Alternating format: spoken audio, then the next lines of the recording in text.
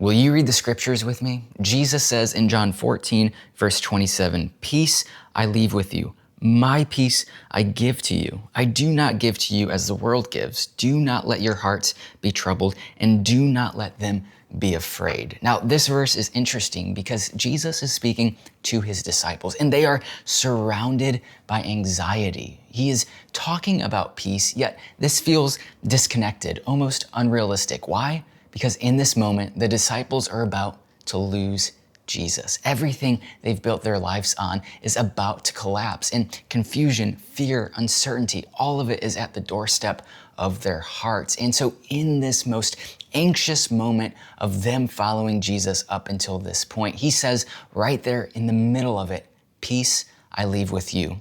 My peace I give to you."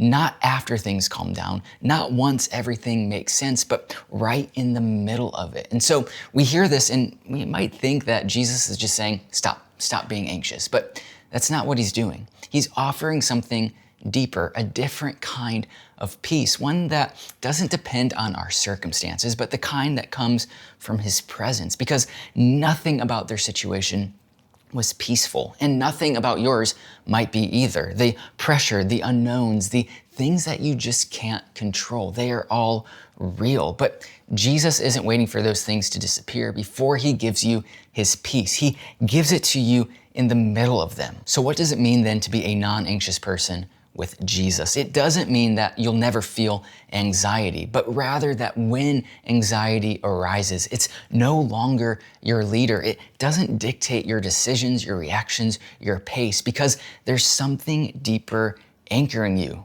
It's Jesus, his presence. And yet then he takes it a step further. In this tension, he says, "Do not let your hearts be troubled," which means you actually have a role in this. You are participating in the work of Christ within your life, not controlling your feelings, but rather directing your attention to him, returning to him again and again, because everything in your world is trying to form you into this anxious person. The noise, the speed, the constant pressure, yet Jesus is forming you into something different, a non-anxious presence in an anxious world. So when anxiety arises, not if, but when, don't be surprised, but also don't just surrender to it. Return to Jesus, because peace isn't the absence of anxiety. Rather, it's the presence of Jesus in it. So slow down, return to him, and receive what he's already giving to you: grace and peace.